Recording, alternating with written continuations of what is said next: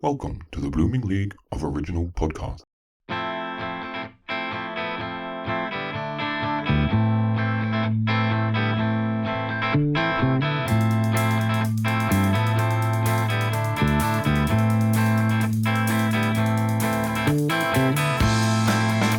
Aloha! Climb aboard as we sail around the world in 80 flays. I'm Lizzie B, and that is Alfie Parker. And we're joined, as always, by our heavenly, immaculate Lady Madogga, Dolly the dog. Woof woof. And this week we've sailed up to Sunderland for the 9th stop of the Sister Act UK and Ireland tour. Can you believe it's our 9th stop? Yeah, that is a lot. That's crazy. If this is the first time you've joined us, we are exploring the UK and Ireland's wonderful arts history and culture as we make our way from city to city with Sister Act the musical. So, Alfie, how are you enjoying Sunderland so far? Yeah, lovely. Sunderland's good. What was a big pause for? I've moved the laptop. Oh, right. You enjoying Sunderland then? Yeah, I love Sunderland. Sunderland's good. There's a Greggs on every corner. For our overseas listeners, Greggs, it's a commercial chained bakery, basically. It's a national treasure. It really is. And this week, I've managed to do some promo for Greggs, actually. Which is hilarious because basically it was offered for me to do it. And I've been very busy this week, which I shall talk about later, doing something very exciting. And I told Alfie, I was like, I've had to turn down doing some promo for Greggs. And he emailed and asked if he could do it instead. That's how much he loves Greggs. I did. We had a lovely, rare car ride this week. Oh, we did. With Mike Ward. Mike Ward, our Mike dance Ward. captain. We love him so much. One of the nicest men in showbiz. Long-haired Mike. Good at his job. Handsome. Very handsome. I Very would funny. Trust him with my life. If Mike ever told me to do something, I'd do it. He's a good guy. He Good never family has to member. be scary or aggressive or try to dominate. He's just good at his job, and that gains him respect. Well, that's why he is a dance captain, and also he is the Associate choreographer. the associate choreographer. Big title. What a flex. Well done, Mike, and well deserved as well, because he is genuinely one of the nicest people to work with. And we loved our car journey with him. Absolutely loved it. We stopped off at KFC. And Greggs. And I had a Greggs. Greggs. You had a Greggs, but the wait was long. Mike and I, proper English, sat down with Dolly, actually, to eat our KFC. And by the time we had ordered it, eaten it, put it all away, tidied up, Lizzie was still waiting for her Greggs. But then where did we go for dinner? Toby Carvery. Another national treasure of Britain. Of course. Toby Carvery. What a treat that was. So we had a great day of food. Great day, actually. Well fed. Very well fed. Yeah. Accommodation. We're staying in a lovely flat owned by an actor called Tom Wally. And within 5 seconds of meeting him, Dolly was in love. Yeah. Tom has a little dachshund who wasn't there at the time, but I think Dolly could smell her. Yeah, Dolly is very happy in these digs, and Tom is lovely. And Tom is rehearsing Panto while we're here. Yeah, he's doing Panto. He's doing Sunderland Empire. Yeah. Panto. And his catchphrase, his character's catchphrase? I don't know. Arit. Is it? Yeah. There you go. That's how he Very enters the stage. Sunderland. Yeah, that was my impression again, because I know I did some impressions a couple of weeks ago. That everyone loved. And that's why you've come back. So I thought it was only right that I do my Tom impression. Arit. Like that. There you go. It was really good. Thank you. Yeah. Lovely digs. The week's been great so far.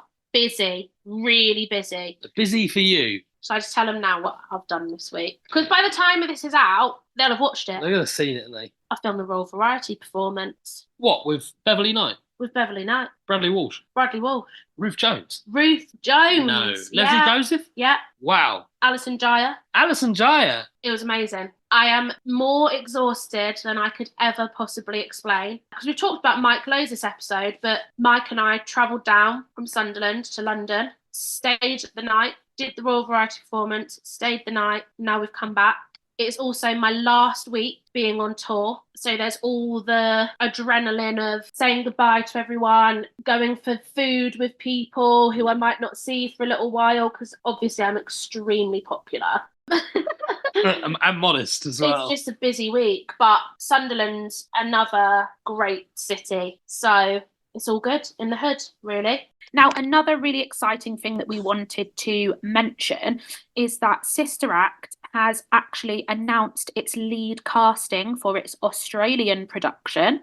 Really excitingly, they have announced Casey Donovan, who is going to play Dolores. And for any of our Australian listeners, you'll probably remember that 20 years ago, she won Australian Idol, aged just 16, which is an incredible achievement. And now 20 years later, she is going to play Dolores in Sister Act. And I know that we are all very excited because she's an amazing talent.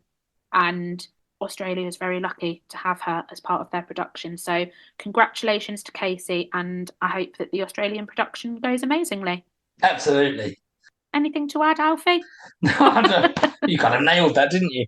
No, absolutely. Welcome to the big old Sister Act family, where there seems to be loads of productions popping up left, right, and centre, which is great, I think. Why not take the show with so much love and heart to as many places as you can? Why not? And I hope, like recently we've just filmed an EPK for us. They sent over the Mother Superior and Dolores of the Dutch production over to our touring cast to film the EPK. And that's amazing. Why not get the show out to as many different places as you can? Because it's such a great show and audiences love it. Amen, sister. So Sunderland, for anyone who doesn't live in the UK or anyone like us who does, but their UK geography is terrible, it's basically as far north without being in Scotland as you can go. Yeah, it's well north. And I think every time we come here or to Newcastle, we underestimate just how far north it actually is. Yeah. Which is why Mike and I are so exhausted, because it would probably have been easier if we were in Scotland and could have flown. It would have been quicker. Yeah. The train journey's long. It was a lot. And actually, at the end of this week to get home, we've got a man in a van coming to take all our stuff, because the journey to Brighton is going to be like 8 hours. Yeah, And quite it was long. it's a no from me. And too much stuff. Yeah. While you were travelling, I'll have you know, I had breakfast on an app, Too Good To Go. No ads here, where basically food that they're going to throw away, they sell it on the very cheap and you go and collect it. And I had a Toby Carvery takeaway breakfast. You said it was amazing. It was really good. And the box was like full to the brim. Box was stacked, and I would highly recommend, if you want a breakfast for £2.59, you can't go wrong. You're basically doing a good deed for so many different reasons. It means that you're reducing food waste. Yeah. You're obviously helping those individual companies reduce their food waste. Mm-hmm. You are getting a very cheap meal. Very cheap meal, which normally comes in a cardboard box as well, like the Toby one. To be fair, there is a bit of plastic on the lid, but it's in card as well, which, from an environment standpoint and food waste, like you say, I recommend it. And actually, it tells you on the app how good you're doing for the world. So while you talk, I'm going to get that up. Well, the only other thing I was going to say is, because obviously we have to talk about Dolly, she's just spent most of her time with you this week, which is lovely, because in a little while she's going to be with me for ages. So it really has been like a daddy-daughter week this week. Dolly's been at work and she had Auntie Laurie looking after her. She has, yeah. Because Alfie hasn't had his own dressing room here. Yeah, sorry. And the dressing room you're in is not big enough to also have a dog in there. No. So whilst I was away, I asked the amazing Laurie Haley Fox, who we've spoken about on this podcast before, who's one of our best friends in the world, if she would mind having Dolly in her room, because Laurie is playing Mother Superior this week. I've never seen someone so excited. Dolly was bought her own salmon and chicken from Marks and Spencer's and has been munching away on that. And Auntie Laurie said she was an absolute angel for the 2 days that she had her in there. So Dolly continues to make us very proud, basically. May I talk about how good I've done with the environment? Yeah, of course. So with my Too Good To Go so far, I've had 7 meals in total. I've got 7 stamps. The 10th meal is free. It's on them. I'm nearly on a free meal. Now, this is my carbon dioxide equivalent. Yes. So here's what I have avoided. 34 kilowatts of electricity on the European grid and 2,652 full smartphone charges I've avoided. 132 cups of coffee and 48 minutes in a hot showering, the boiler going and stuff. So it's 15 kilograms of CO2 that I've avoided just with, helping the environment and getting cheap meals. And you love it because you get And I love it because takeaways. I get takeaways for the dirt cheap. Oh, 6 meals. Sorry, I'm on 6 stamps. In Brighton, if you're a local listener, you have to go to the fish and chip shop near us. Bardsley's. Bardsley's, and they're on Too Good To Go. I'm salivating thinking about it. It's like £4 each, isn't it? And you get fish and chips. It is. And take it from Southerners, right? And I feel like Brighton as well. Fish and chips. Yeah, fish and chips. It is the best fish and chips you will ever have. Yeah. I will argue slightly that places in Yorkshire where you can get scraps or bits, and actually where we are this week, I will talk about that later, because I did have some chips from a certain somewhere, and it was very nice. Where? Me and Dolly in our segments. Oh, yes. Oh, yes. Yes, yeah. Talking in code for the listeners. Yeah. Yeah, we're having a lovely time. Lovely, but busy, but great. So, moving on to the tour. This week, we are performing in the Sunderland Empire. Here's my facts. Alfie just yawned. Oh, sorry. As he always does. Right. When we do, look, you have to remember we're on tour, and doing the show is hard. And I know the show's about the nuns, but if you've seen the show, let's be honest. You do nothing. I was talking about this, actually. No. What? Please. You sing one song. Yeah, but what a song it is. And I dance. Your track is so easy. What? That is so unfair. Be actually honest now. Yeah, it's easy. But there's a lot of energy in one number. I wear a lot of clothes. Spoiler alert. And it's just a bit hot, and it drains me because obviously when you're a star for so... Wake up. The Sunderland Empire Theatre was opened in 1907. Long time There's ago. some bits in this you're going to love, by the way. Yeah. It is owned by the Ambassador Theatre Group, who is one of the biggest companies that owns theatre in the UK. The 2,000-seater. Big boy. Big boy. Wink to camera 4. And it is one of the few remaining theatres in the UK that has 4 tiers of seats. Yeah. Not like, woo. No, I knew what you meant. Yeah, it does. It was opened by Vesta Tilly. Right, I actually know who Vesta Tilly is. Why do I know that name? I'm going to ask Alfie if he knows who Vesta Tilly is. Well, I know the name. Vesta Tilly. Come on, have a guess why Vesta Tilly is famous. Actor. Yeah. For theatre? No. Sort of. So basically, she was a massively famous variety act performer. And years ago, when I was at like my Saturday drama club, we did like a term learning about variety theatre, and I learnt about her. And when I did the Shakespeare review, which was one of my first professional acting jobs, in one of the songs there is a line about Vesta Tilly, so I knew who she was. So like music hall, or yeah, music hall. Basically. Oh, okay. Yeah, that does ring a bell. Her name does ring a bell. Yeah, she was really famous. So she opened the theatre. That's cool. Here we go. In World War II... you see, listeners, we're in. No more yawns. A bomb rocked the building. Rocked the Casbah. Rocked the Empire. So they had to remove a revolving sphere. Sphere. Oh, that sounds really weird. Sphere. Doesn't it sound really weird the more you say it? Sphere. Holmes. Sphere. Stop digging up old dirt that you've got on me. A revolving sphere was removed from the 90-foot tower outside because they were worried that if it got rocked again, that sphere could fall out. Oh, right. That's going to kill someone, isn't it? But yeah, a bit of World War II history. We love the World War II history. Some other very famous actors have made their stage debuts at the Sunderland Empire. Tommy Steele. You must know who Tommy Steele is. No, I don't think I do. Oh, that flashbang, what a picture. Oh, right, yeah. Okay. He's so famous, Alfie. I don't know. Oh, right, please tell me you know who this is. Dame Helen Mirren. Yeah, okay, fine. Yeah. So both of them made their stage debuts here, which is pretty cool. That's pretty cool. Doing what? Any ideas? Shows. Right. The Beatles have performed here on their first UK tour. That is cool as well, yeah. Isn't it? Here we go. Ghosts. 3 ghosts here. Nearly one on every tier. The first, and this is actually a really sad story, so the actor Sid James was most famous for the Carry On films. had a heart attack during a performance that he was in here. It was on the 26th of April 1976. He was in a show called The Mating Season. He had a heart attack in the middle of the show and died on the way to hospital, and his ghost haunts the Sunderland Empire. That's sad. And it is also said that the ghosts of Vesta Tilly and someone called Molly Mossell haunt front of house. So Molly Mossell was a stage manager who was working here, and she left the theatre to post a letter and was never seen again. Oh, I've actually just got goosebumps.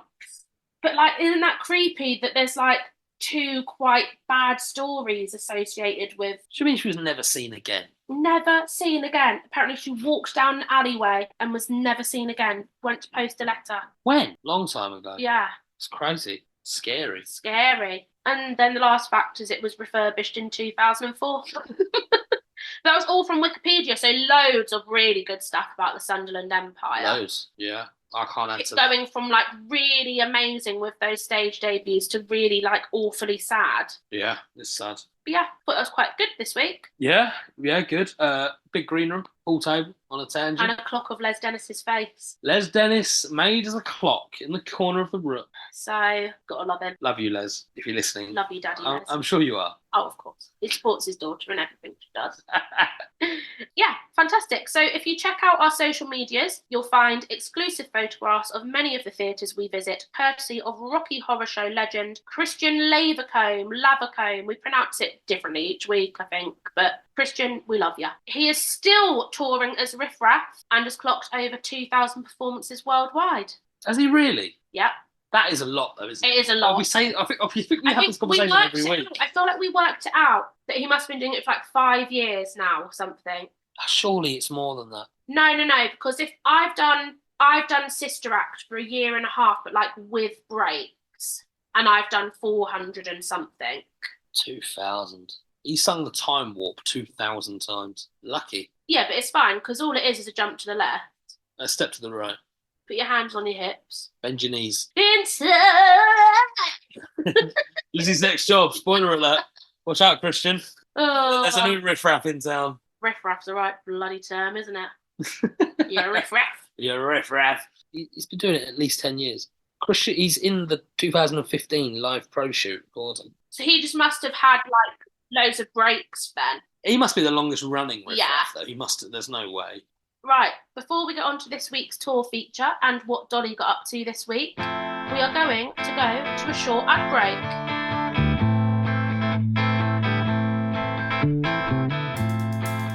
And we're back with Thrush and Treasure. I'm Aaron, that's Mr. J-Wags, and we're joined by former inmate of Larkhill Prison, Nicole Faraday. Hello. What's one thing you fail at that everybody else seems to do perfectly well? Just actually general normal things that people find really easy, I find really difficult. Like, just I'm really quite clumsy, and I don't know. Like, I'm trying to think of a good example. Like, if I'm carrying stuff out to the car, I'll be like, I need help opening that door, or oh no, I've just dropped everything on the road, or oh no, I've forgotten this or I've forgotten that. I'm a bit chaotic as a person. Like, when I'm on stage, it's great because I'm like playing a character, but as a person, I'm quite kind of clumsy and chaotic, and like I'll start doing something and then I'll go, oh, they used to call me Nikki, oh, there's a butterfly Faraday, because it's like, oh, I'm always like, oh yes. No, something sparkly, and like my mind's, I suppose these days probably I get diagnosed with ADHD, I don't know, but I just like doing, I'm always, my mind's always on lots of different things, and I find it hard to kind of maintain normality. Yeah. Now, we have a fan question sent in to us this week. Any advice for tap dancing, especially those who struggle with their arms? Who sent that? That was Anonymous. Oh my goodness me. Well, I don't know who you've been speaking to. I can only assume my best friend Diane Pilkington, who's in serious trouble. There was a running joke when we were at drama school about the fact that because I've never been very graceful, and I'm also quite lazy, and I don't like keeping fit. But tap dancing is all about the music and the rhythm. So tap dancing was like the only dancing I really enjoyed doing at drama school.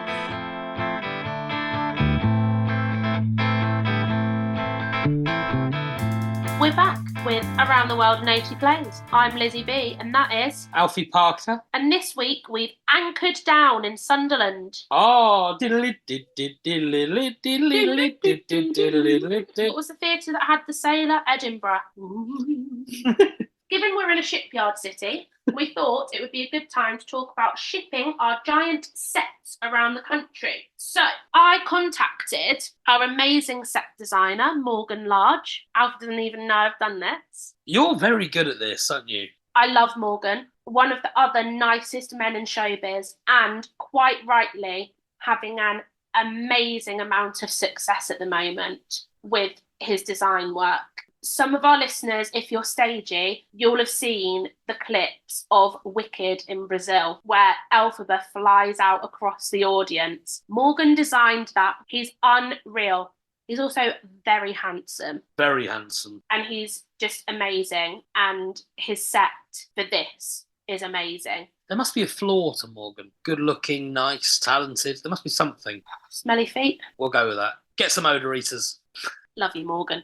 So yeah, I asked him a bit about it. And he said that the sets were made by Rocket Scenery in Nottingham. And he says they're amazing and they're like his go-to people to make them. So shout out to Rocket Scenery. So normally our set is massive. It has been reduced as time has gone on because when we changed to weekly touring, the crew had a much tighter schedule to be able to get our set up. When I go back to London, the production will have all the bells and whistles put back in. But I think the touring version that is now there is pretty much what it is. Quite a good time, I think, to say as well, talking about the set. The tour in the UK will have a whole new set. Yeah. Our whole set's different. Yeah. One you've just finished with is going to Australia. Yeah. So we'll have a new set as well. So I assume that's Rocket again. They'll make a whole new one. I'm sure it'll be exactly the same. And it's a brilliant set. Like, as much as I'm saying our stuff's been cut, you would never know it's been cut. No. And it's never like, integral pieces of the set. No. It's just those little extra things that you get, Yeah. like with the bell especially and things like that. Yeah. So sometimes when we've gone to smaller venues, some of the set has had to be cut, which is more of an issue of like, should the show have even gone there in the first place when it doesn't fit? And it is always a bit of a palaver. Like Ipswich was a nightmare. Do you remember Ipswich? Yeah. You weren't even officially on the tour. You weren't in the show. You were just on tour with us because otherwise I wouldn't have seen you. And we honestly, it was like 3 nuns and a whippet on stage in Ipswich, wasn't it? Three nuns and Dolly. 3 nuns and a doula. Broken set. Yeah, we've had broken bits along the way. Again, I don't even know how it's happened. We have a piece of set called the pedicab, which is basically like a pedicab. You know, if any of our London listeners or any of our visitors who've visited London, you know, the little like bike taxis you can get and you plug your phone in and blast music out and it's always like hen parties whizzing around London in them. We have a section in the show which involves one of those and it's been broken so many times and then the entire show has to adapt to not having that piece of set and it's always just a blooming nightmare. I quite like it when the pedicab's broken because then the next scene is the police station and because there's no like music or it's quite a lot of dialogue in one hit and then it changes. I feel like I'm in a play for a second. I feel like I've really made it here. So I'm like, actually, that would be good because then your song would be cut. It's the best one in it. It actually is the best song It's in the best song in the show. You cut that. And I hate to say it, but Alfie's really talented. Let's just say... He does get a good reaction, but I have caught him asking for applause. No.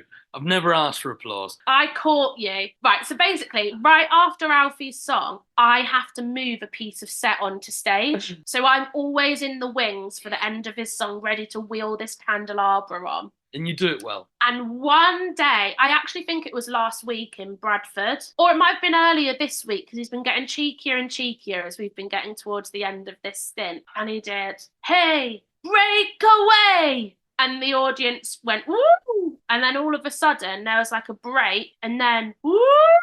And I just saw Alfie gesturing with his hand, asking for applause. Right, no. So the audience went, "Woo!" And it carried on, and there was a couple of people clapping, and I thought, I'll hold out. until it breaks into rapturous applause. Rapturous. Rapturous. Rapturous. What did I say? Rapturous. You know when you clap so hard, you rupture something. That's what I meant. And they all, ooh, and I was like, I'll wait for it. And then the wait went on for a beat too long. Yeah, and I just saw. I was Give no me hand. more. Give me more with the hand. No, there was no hand actions. No. I'm still on the set in that bit. Good to talk about the set. Back on the topic. Stood on the desk. Poor desk. Which is a strong desk to hold in. Blimey. Wowee. Reinforced. For someone who's scared of heights, in nearly every show you do, you end up having to stand on things. It was earlier this week where Mike thought I was going to fall off. I wobbled. My knees gave way. Your age, babe. Stood there. Break away. And then I'd... Woo! Woo! Gesture. Wink. Wink, wink. Hand gets more aggressive. Bring out the cue card and say cheer. Say cheer. Cheer. Woo! Yeah, my knees gave way. I kind of like did a strange fall. Mike had to ask if I was okay. I was. I think it's just because it's so much energy. Mentally, okay. Well, I need to check in later because it's touch and go. Telling me. So obviously, with our set, we need to have people with us who can assemble and disassemble the set. Disassemble? Disassemble, yeah. Is that a word? Assemble and unassemble? You are joking. Avengers unassemble. Disassemble. Oh, I don't actually think I am using the right word. It says disassemble to conceal one's true feelings, or disassemble is sometimes confused with disassemble, not unassemble. Disassemble. Disassemble. That sounds like it's not correct.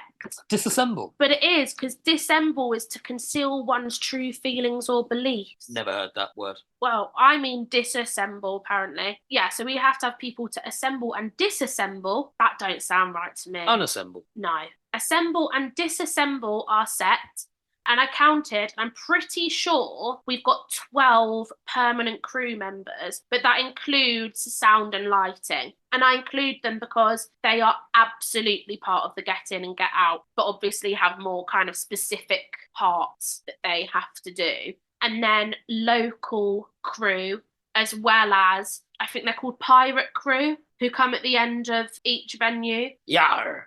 We love pirates on this. Yar, we do. It's a cool name, though. It's basically like a crew agency, and they're called Pirate Crew. And they will come in all hours of the night at the end of each venue to take things apart. And it's just an absolutely thankless job. And it's when like you're near the end of the show of a week and you see everyone in their high vis and their hard hats.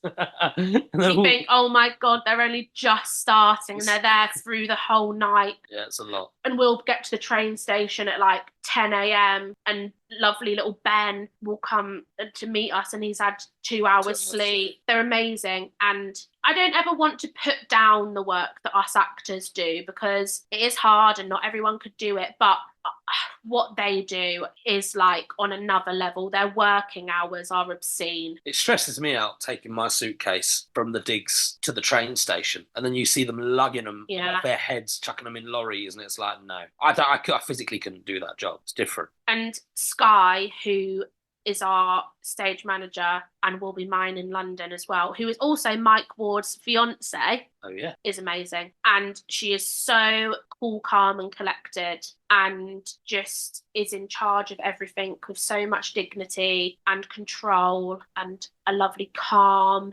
energy. Just runs like clockwork, doesn't it? It does. So shout out to Sky. Sky Barnes, we love you. And now it's time for Dolly's Spotlight feature.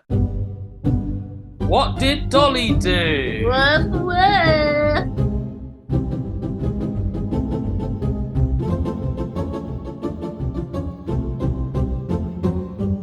What did Dolly do? Well, I can tell you. I'm so sad I couldn't do this week. While Lizzie was slaving away doing the Royal Variety, some of us went to Beamish. Now, for the second time in a year. Yes, I've been to Beamish before with Dolly, previously with the old wardrobe team on Sister Act, funnily enough. Whereas this time round, I went with lovely friends. They're friends as well, I shouldn't say it. They are friends, of course, as well. Yeah, this time I went to Beamish with this lot, and they were very fun. It was very, very good. No one had been to Beamish before, so no one really knew what to expect. You had a year pass, didn't you? Yeah, so when you go to Beamish, you can pay, I think it's like £13, or maybe it's a bit more than that, might be like £20. It's £20, but you get access for the year. So it's really good. If you're local, if you're in that neck of the woods, or even in Yorkshire in general, not Yorkshire, what am I saying? We're in Sunderland. Sorry, So if you're in Newcastle or Sunderland. Newcastle or Sunderland. If you're up, or even Tyneside, isn't that what it's called? Tyneside, yeah. If you're up there at the north, very, very north, or even in Scotland, because you can get there easily, I'd recommend going to Beamish. You need to tell people what it is. Well, I'm going to. If you type in Beamish on Google and click beamish.co.uk, this will come up. Beamish is a world-famous open-air museum which brings the history of North East England to life at its 1820s Pockley, 1900s town, 1900s pit village, 1940s farm, 1950s town, and 1950s Spain's field farm. This all sounds made up. I don't remember that bit. Spain's field farm. Exhibit areas. Maybe I missed that bit. To find out more... To find out more about each area, visit our Explore and Discover pages. Get that bit in just so you know I've got it from the website. Visitors to the museum meet costumed folk and discover fascinating Not stories. folk. This is a website.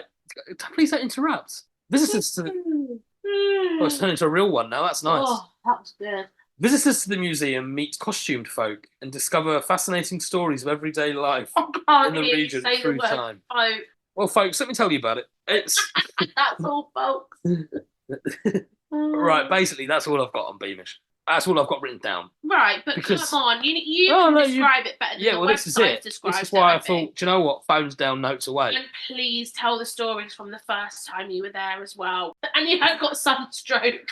In the pit. Oh god, I did. It was so sunny. Right, not this time, but the last time I was there, it was so sunny, and I definitely got sunstroke. I was bright red. It wasn't Dolly like. Dolly was You've panting been in the sun Yeah, all day. all day. This is why I don't let Alfie look after her most of the time. This was the last time we were there, and it says dogs are allowed all round Beamish, but not inside some of the inside areas, some of the houses, because they are old villages and like old schools, old churches. So I couldn't see any signs anywhere. Basically, at the front door of the main entrance, there's a map, and it does tell you which spaces you're not allowed in with a dog. But I can never remember, so I just walk in and hope. Basically, 9 times out of 10, I walk into a building at Beamish with Dolly, and someone goes, "No, excuse me," and I just turn around.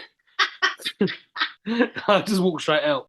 And you can go in the mines there as well. You have to put a hard hat on and you can look through the mines. And isn't it so funny that like the first time you were there, you got sunstroke and this time it was snowing? Yeah, so this time it was Fully snowing. Yeah. Was it really nice and Christmassy? really Christmassy. Jealous. And they have a little Santa's grotto there, which apparently you have to pay a pretty penny for. But I can also see why. Well, if you're only paying £20 for the year at Beamish, Yeah. I think you probably should be charging to see Santa. And it is so big. There's a tram system and an old bus, like an old bus system to get round. It is humongous. And they have a full working fun fair, which you do have to pay on if you want to go on some of the stuff. But it's huge. The area is huge. And did Doola love it? Dolly always loves it. Little Tom ASM, he had a roast dinner. He enjoyed it. What did Dolly have? Now, this is what I was waiting for. There's no chip shop. It does beef dripping. Beef dripping shit. I don't know if I told you this story. Ella, my lovely dresser, who I'm We very love lucky, Ella so the best much. dresser in the biz, she was like, "Oh, I'll go in," because dog wasn't dog. Because Dog. dog's not allowed in chip shop. Dolly wasn't allowed in the chippy. She was like, "Oh, well, I'll grab it. So what do you want?" And I said, "Oh, can I grab sausage and chips?" Because Dolly could eat both. Dolly can have both. And Ella came back and went, "Alf, I'm really sorry. I dropped your sausage. Do you still want it?" She put it back in the chips, right? So it's been on the floor, rolling around Beamish. She gives it back to me. And I was like, "Oh, not particularly." And she was like, "Because they said they'd make you another one." And I was like, "Oh, okay. Yeah, great. Thank you." She went in the chip shop and explained, and they were both smiling, and we were the last customers of the day. And they gave us 3 battered sausages on top as well. So everyone got a sausage. Dolly did have a whole sausage. Lad. Absolute lad. And the chips are cooked in beef dripping. Oh, it's great. And it was snowing, which is nice, a bit magical, but then also a shame because can't play bowls, couldn't go in the mine, weather permitting. But I 100% recommend it. I would say, and I've not done this myself, but if you type in Beamish on YouTube, my favourite social media, there'll be loads of videos of Beamish. And I can't explain just how big it is. But also, like, you'd gone in Newcastle in the summer and you were like buzzing then because you were like, oh my God, we'll be in Sunderland and I can come back. Such a good day out. Such a good trip. So much fun. And yet, there are folk dressed up. I knew you were waiting to say folk again. There is folk dressed up, and I love it. And they're going for it. Last time I was there, this was a year ago, I got arrested. A year ago? Not a year ago. In the summer, I got arrested. I asked the policeman to arrest me. So he stood next to me out with his truncheon. Truncheon? Truncheon. Truncheon. Truncheon. Not a truncheon. Truncheon. Truncheon. Truncheon. Truncheon. Truncheon. Not a truncheon. What's a truncheon? Doesn't exist. Hollands.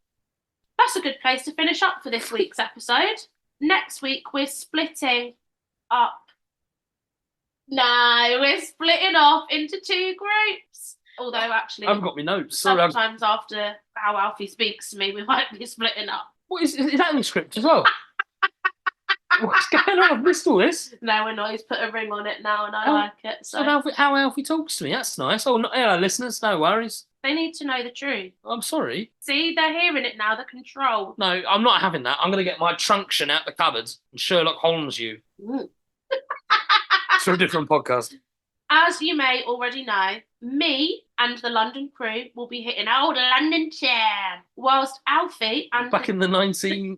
I'm being a folk. Whilst Alfie and the tour company will be lugging all the luggage over to Leicester. So yeah, I've got to say goodbye this week. I'm actually really sad, and I'm actually really anxious about... Me taking over. No, about going back to, like, normal life, because all I've known for a year and a half is being on tour.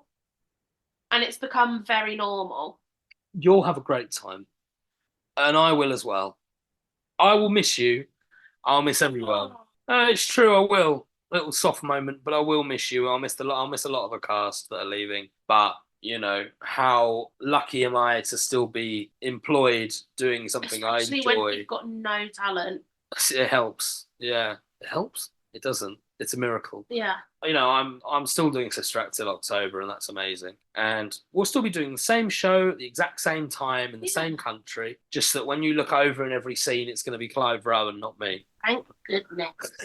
But until we are back at work after this lovely break, you can find us on the social medias at 80 Plays Podcast. That is one word with the number 80 Plays Podcast. And did you know that you can purchase our theme song, Blue Sky, by Australian band Walken? Can you? You can, yeah. You can help support our show and own the full track. And I'm getting very passionate. I'm aggressive. That's because there's capital letters there in the script. And the full track, all thanks to Drew and the boys of Walken. So thank you to them, because we're truly grateful for the support. So if you go to www.thetonistonTales.com/bookstore, right at the very top, you'll see our logo, where you can buy your own MP3 of Blue Sky, which will help us fund this epic adventure across the UK and Ireland. Plus, we can buy Dolly some treats along the way. Woof, woof. Yeah, baby. And if you have any questions, suggestions, or comments, you can email us at 80 playspodcast@gmail.com. That's one word, 80playspodcast@gmail.com. And always check the episode descriptions just in case. And Sandy, you must start anew. Don't you know what you must do? Hold your head high, take a deep breath and cry goodbye to Celebrity.